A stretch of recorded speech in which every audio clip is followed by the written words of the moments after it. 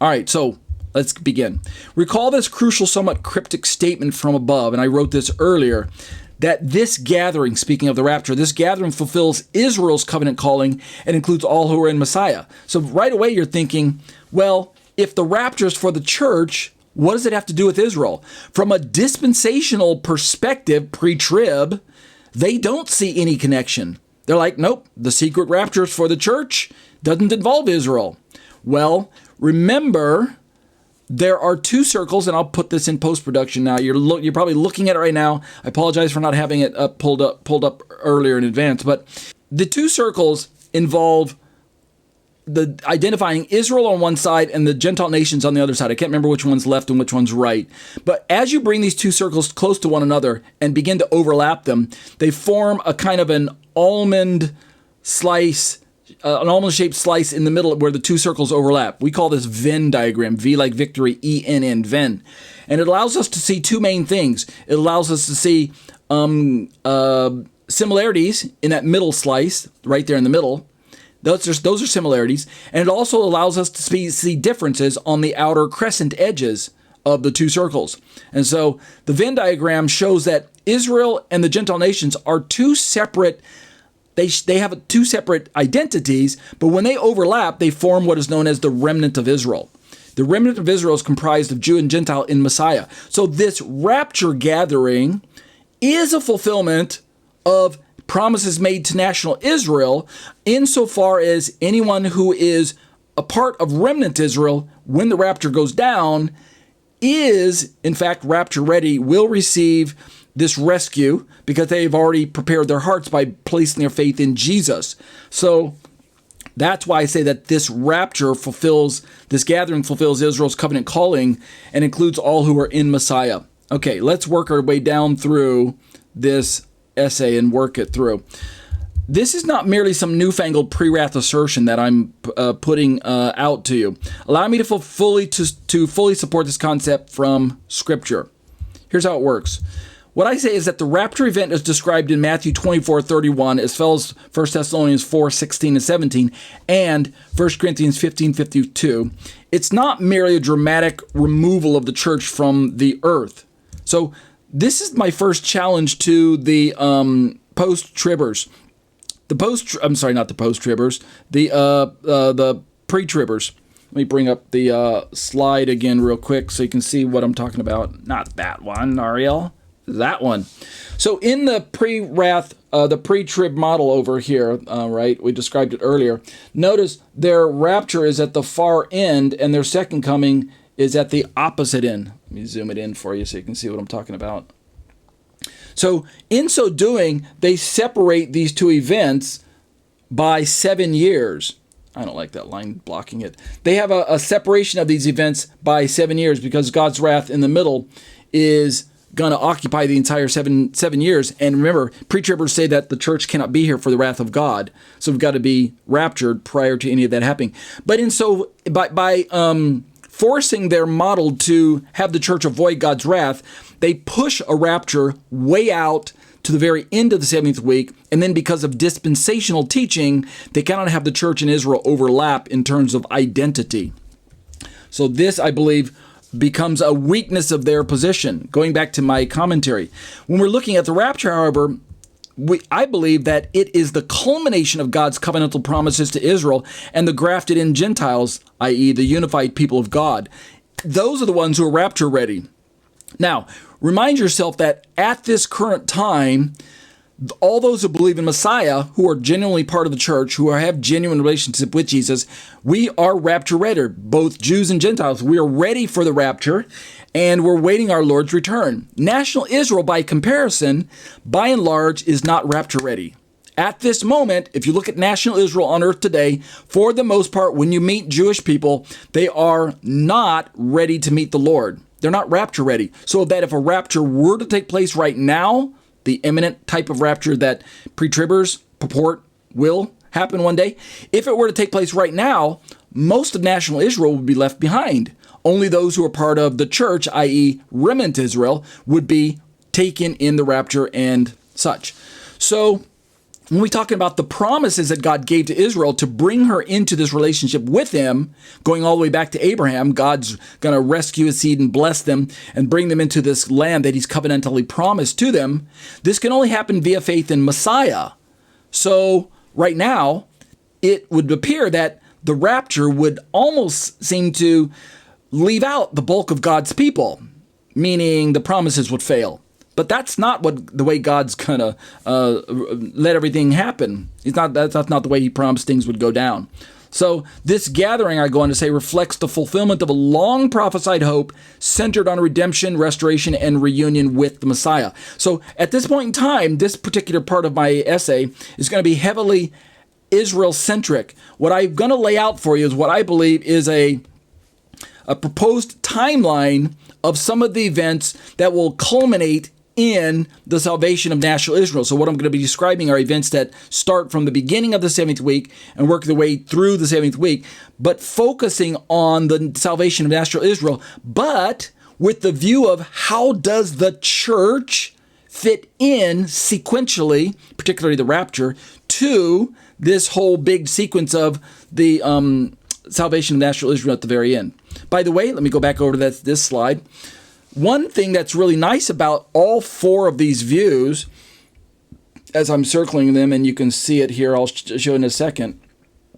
One thing that's kind of nice about all four views, let me get rid of that, I don't need that. One thing that's kind of nice about all four views is that they all place the second coming at the very end of the 7th week, which corresponds to the salvation of national Israel at the end of the 7th week. So it's very easy for me to explain to you tonight that the salvation of national Israel should take place at the end of the 7th week, right? Because all four views hold to that position, essentially. All four views purport that the second coming of Yeshua will result in the salvation of national Israel. Finally, promises made to national Israel will be seen to be brought to their fullness, because we've got to have salvation of national Israel prior to the ushering in of the millennial kingdom. It's the next big event on the calendar in terms of ages are concerned, where we transition from this age into the next. So let's go back over to my essay. Fulfillment. So these are, I think there's about, are there 8 points here? I'm getting confused. There might be about 5 or 8 points. But point number 1, fulfillment of Israel's covenant calling. God's covenant with Israel was always aimed at producing a holy people through whom all nations would be blessed. Genesis 12:3, Isaiah 49:6. The ultimate fulfillment of this mission is found in Messiah Yeshua, through whom the remnant of Israel is saved and the nations are brought into covenant fellowship. So right away from the very beginning, God made promises to Israel. If Israel would have been obedient to God's ways instead of chasing after idolatry and foreign gods and murdering one another and committing gross injustices and allowing all kinds of paganism to infiltrate her ranks and things like that, if she would have been a faithful bride, I imagine that perhaps everything would have happened rather smoothly. And so when Messiah came in the first century, 2,000 years ago, Israel would have embraced her. National Israel would have celebrated her Messiah. The entire end of the age would have happened, and the kingdom would have been ushered in and handed to Messiah, and he would have shared that kingdom with Israel, and it would have been they all lived happily ever after type of fairy tale ending. But that's not what happened. Instead, Israel, by and large, rejected her Messiah in the first century, and in her blindness, her partial blindness and partial hardening, God opened the door to the nationals around Israel, the nations, and invited them into this covenant promise that was given to Israel, not given to the nations, but given to Israel. God invited the nations in and said, hey, if you will place your faith in my son, I'll bring you into this covenant relationship, be a faith in my son. You begin to partake in the covenant promises that were given to Israel, and we can swell this giant family and create Jew and Gentile, one new man in Messiah, right? Ephesians chapter 2.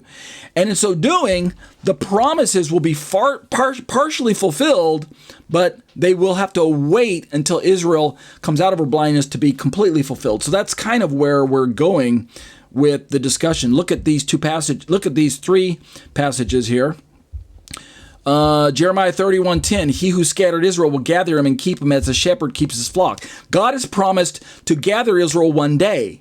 When will that happen? At the rapture? Not quite, but partially. Again, the rapture, similar to the salvation of Israel in the first century, only represents a partial fulfillment of the covenant promises. The majority of Jews who believed in Jesus in the first century only represents a kind of a down payment, a bit of a first fruits. I was going to say first fruiting. I think I'm making up a word there. A bit of a first fruits going on. National Israel still is in blindness, but God promised that he who scattered will gather. And so we have to have a gathering that is also partially fulfilled in the rapture, because the church includes remnant Israelites. If you think that the church is all Gentile Christians, I don't know what planet you've been living on. Let's keep going. Ezekiel 36:24 and 28 speaks of bringing Israel back from the nations and giving them a new heart and a new spirit. Again, the rapture is necessary to begin to bring Israel back into this right relationship with Yeshua. When Jesus comes back for his bride at the rapture, national Israel won't be ready for this meeting. However, Yeshua's rapture will initiate and trigger events that will culminate in national Israel's embracing their Messiah as Lord and Savior. So when we talk about bringing Israel back from the nations, we have to remember that starting at the midpoint of the week, when Antichrist sets up his temple in his abominable idol in the temple, declares himself to be God, and likely implements the mark system to bring all the world into slavery underneath his one world governmental system. He's going to also attack Jerusalem. This is why we're going to read about this later on. That's why Jesus told the people to flee, to get up and get out of Jerusalem. So for those who are living in Jerusalem, which will function as kind of like the epicenter of the beginning of the Great Tribulation, which again kicks off at the midpoint of the week. At that point in time, we'll probably begin to see a worldwide enslavement of Jews once again. Christians will be persecuted, to be sure, but Israel is going to be scattered, and many of them will be scooped up into different nations again. So we'll have a need for another exodus, a greater exodus to take place, because Israel will be exiled. And we read about this, by the way, in Luke 21, the exiling of different Jewish people into different lands. But Ezekiel's necessary because we're going to have to bring Israel back from the nations once again. In other words, it's hard for us to imagine in 21st century, Israel is going to go into exile one more time. Sad, it pains me to say that, but as far as I can tell from the biblical account, that's what's going to happen. So she's going to have to be brought back into her land before she can be in a place where she'll meet her Messiah, because he's going to be here to speak with her face to face. Well, I'm getting ahead of myself, but this next passage, Romans 11:25, is crucial. Paul affirms that all Israel will be saved, quote unquote. Does that mean every single Israelite one day? I wish it were that way, but according to Zechariah, 2/3 of the inhabitants of the land of Israel will lose their life during these intense Day of the Lord activities that are going to be raining down all around the people in the land, as well as, I believe, spilling out into the rest of the earth. So Paul says all Israel will be saved, but I believe it's only that select third that is brought through the fire. We read about this in earlier prophets, by the way, brought through the fire and sees Messiah face to face and looks on him whom they pierce and mourns for him as one mourns for an only son, right? Zechariah 12:10 all over again. So Paul says that all Israel will be saved, but this will be at the culmination of the Gentile ingathering. Culmination, meaning not quite at the rapture, but Remember, there's still some more Gentiles that need to be saved post-rapture. Those quote-unquote tribulation saints, the pre-tribbers call. This salvation, I go on to say, occurs in the context of Messiah's return and the visible fulfillment of the new covenant. So again, the rapture and the second coming are linked together, like the pre-tribbers like to say. Like the post-tribbers like to say. The pre-tribbers absolutely don't link the two because their dispensational theology doesn't allow them to link them. They believe that the church's rapture and Israel's second coming are separate events, separated by 7 years. At least the post-tribbers got it right by combining the themes of those two events, although I think, again, they make the unfortunate mistake of smashing them so close together that it wipes out the sequencing in the book of Revelation. Poor post-tribbers. You guys will see the light one day. I'm just picking on you. All right, let's keep going. So, thus I say in my commentary, when Yeshua returns to gather his elect from the four winds, right? Matthew 24:31. It is a rapture, people. Matthew 24 is a rapture. It's a rapture of God's elect, which is God's people, right? The elect word there, the eklektos in the Greek, is just another way of identifying the people of God, which are both Jew and Gentile. When he returns to rapture his elect from the four winds, he's fulfilling not only the promises to the church, but also the promises made to the patriarchs about the final redemption of their descendants and the restoration of the people of Israel. So remember, here's the principle I'm working from. And if you lose this principle, you're going to get lost.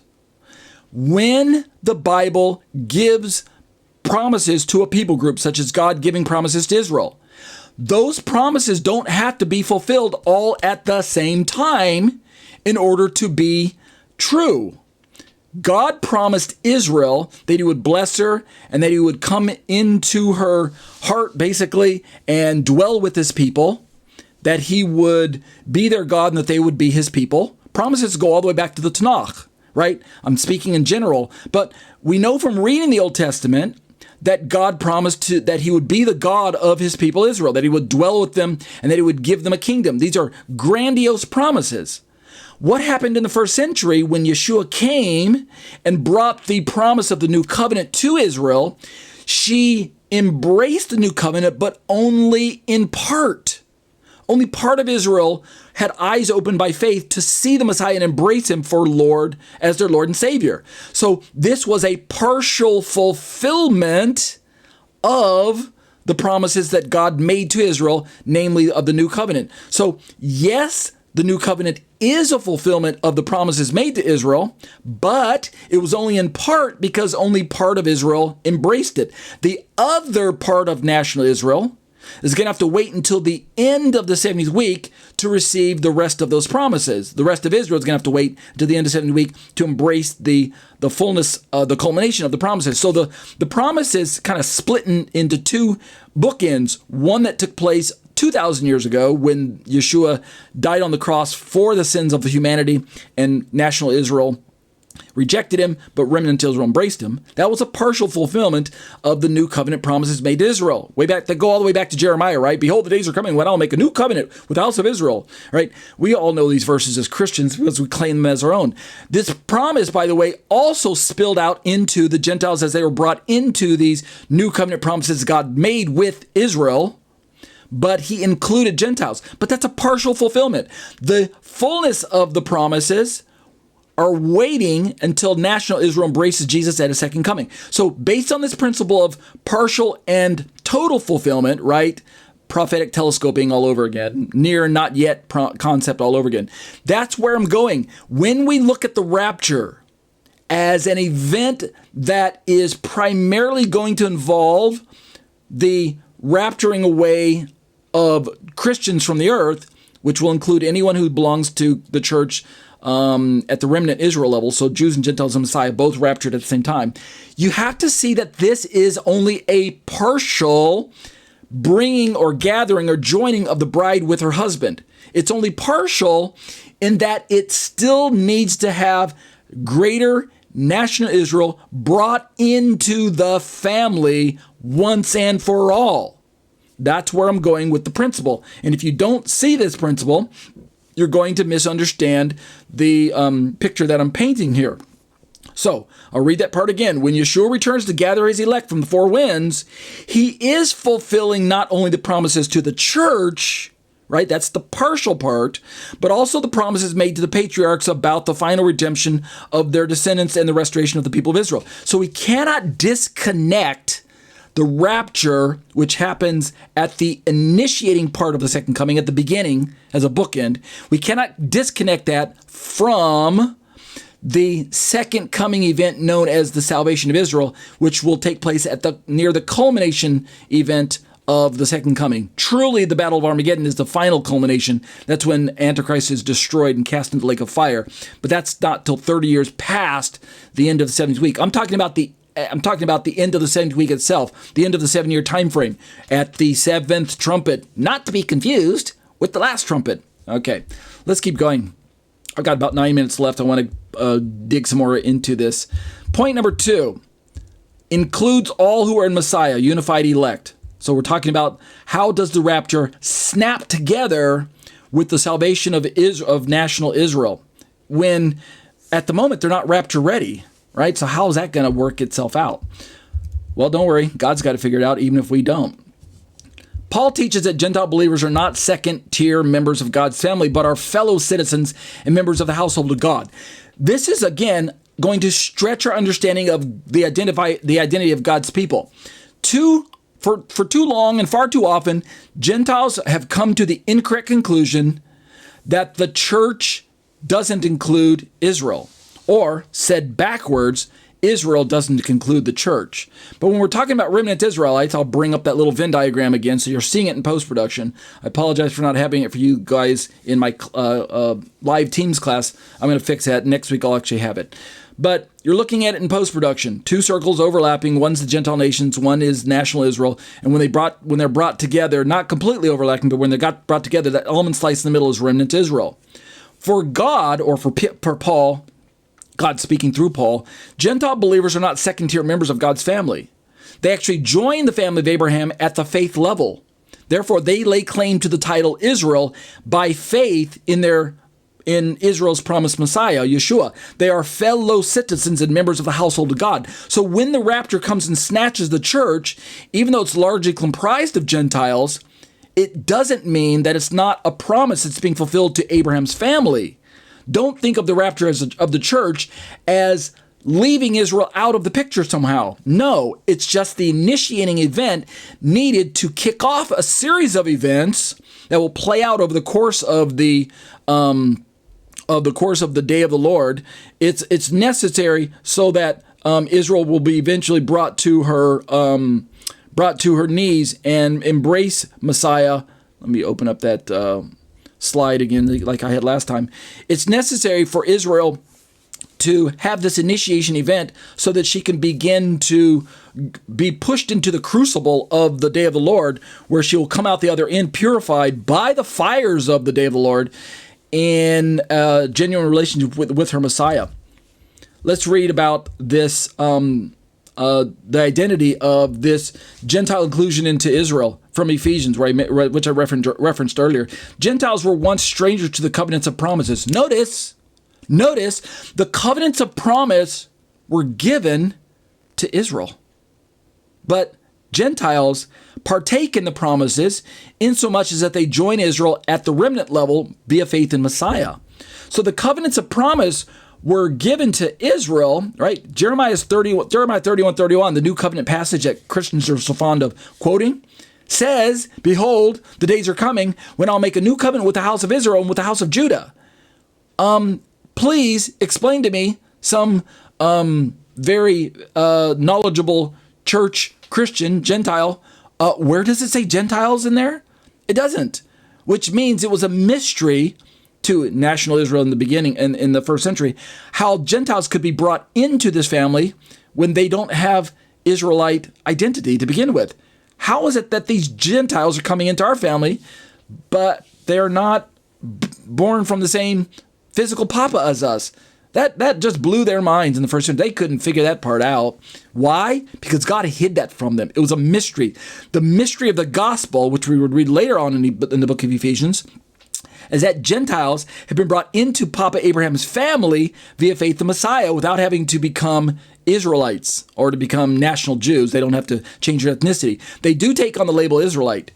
But the point I'm trying to make is that Gentiles were once strangers to the covenants of promise, like I said here, but are now brought near by the blood of Messiah, which results in breaking down the wall of division and making one new man. That one new man is not a separate group known as the church, disconnected from Israel as a family. God's promises to Israel are still in effect. And so the rapture only represents a partial fulfillment of the salvation of Israel. The final piece of the puzzle, which must be snapped together, first part and second part of two pieces. The first part is rapture of the church, but the second part, so that's salvation of part of Israel's family, but the second part is the salvation of the rest of the Israelites who weren't rapture ready when Yeshua came and raptured them. Romans 11:17-24, believing Gentiles are grafted into the olive tree of Israel, sharing in the rich root of the patriarchal promises. Remember, this is all within this giant scope of a question that Got Questions says that the elect of the Olivet Discourse is the church. They see that as a weakness. Dispensational theology says, no, the church and Israel aren't connected. They're separated. I'm like, really? And they also go on to say that we don't need the church in Israel to be connected, because we don't need to call Christians in the tribulation period part of the church because we've got tribulation saints. You can hear the kind of the jesting in my voice.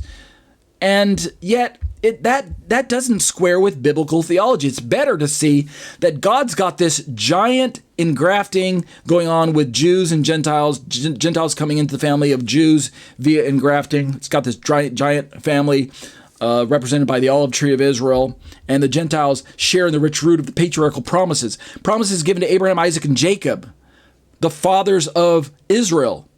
Gentiles get included in that. Let's keep going. Look at the book of Galatians. Romans and Galatians both are great places to park out in fleshing out this theology that I'm referring to. Galatians 3:28 and 29, there's neither Jew nor Greek, for you're all one in Messiah Yeshua. And if you're Messiahs, then you're Abraham's seed and heirs according to the promise. Again, we're having this discussion about when will national Israel receive her salvation, and how is that connected to the rapture of the church. And the position I'm working from, and let me just go over to this slide to show it to you again. The position I'm working for is that there's this time period known as the second coming. It's also known as God's wrath. It's also known as the day of the Lord. So I'm talking about just this part right here. The pre-wrath rapture initiates this time frame known as the second coming. The second arrow on the right that's pointing down, right? You see two arrows pointing down. One that is connected to the white arrow. They're kissing each other there. The pre-wrath rapture and the second coming are kissing each other. That black arrow coming down is Yeshua. He doesn't touch planet Earth. He brings his bride up to meet him in the air, to take them on into heaven. And yes, I do believe we do go into heaven. Revelation chapter 7 shows the great multitude showing up in heaven. So that's where we end up. But the rapture is only the beginning event. It's only the initiation event of Yeshua's second coming, his parousia. The culminating event at the far end of the arrow pointing down, one of the primary events there must be the salvation of national Israel at the end of the 70th week. The other truly culminating event will be 30 days later, which is the Battle of Armageddon, where Yeshua kicks Antichrist's butt, kicks him into the lake of fire. Can I say that on a Christian iTunes and YouTube channel? Kicks Antichrist's butt. Okay, I hope you guys weren't offended by that. Okay, so the point I'm trying to bring up in my closing 3 points here before we keep moving, I want to work our way down at least to point 3. The point is that rapture and salvation of Israel, so salvation of the church, if you want to call it salvation, I'm using that term, it's synonymous with rapture for a moment, not in the eternal sense of salvation, just in a rescue event. The rescue of the church from the clutches of Antichrist, right? Remember, this happens right in the middle of the Great Tribulation. The rapture is a rescue operation that rescues the church from the snatches. Snatches are from the clutches of the Antichrist's great persecution known as the Great Tribulation. So it's a rescue operation that Yeshua himself heads up, right? He doesn't send angels only. He himself comes, and then the angels actually help him out. So it is Yeshua, the Lord himself shall descend from heaven with a shout, right? I'm quoting the 1 Corinthians 15:52 passage. So in closing for tonight, point number 2, when we look at these two passages and begin to build this theology of the church and Israel are connected at this covenant level, this is why we don't need a separate group known as tribulation saints. We can see that anyone who lays hold of Yeshua as Messiah as part of his bride, and at the same time, we don't need a secret rapture separated 7 years from the salvation of Israel at the end. We don't need a disconnection. In other words, dispensationalism has a serious flaw here. So by bringing the two people together under remnant Israel and joining the events of the rapture and the salvation of Master Israel, not overlapping them like you post-tribbers do. Come on, follow along, all right? You guys need to keep up. You post-tribbers, I love picking on you, all right? I love you, but I also love picking on you. The post-tribbers conflate the two events. They look at the promises, they see that there's some connection between these two events, but they come to the wrong conclusion. They zoom out too far. Because if you zoom out too far, that's what happens with 2 points on a map. They look like they overlap. But you guys are zooming out too far. Just let me help you zoom in, all right? Zoom in a little bit, and you can see that there is a separation between the two events, but that they are connected by the second coming itself.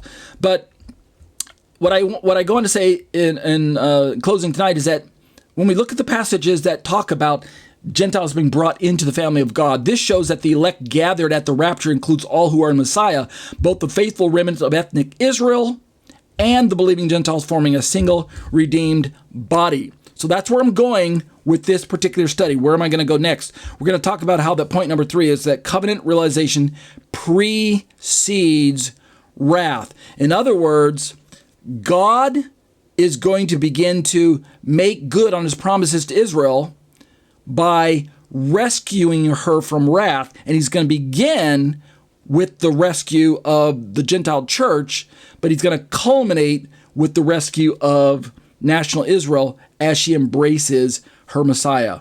Amen? Amen? That'll do it for an eschatology, a biblical study of end-time events.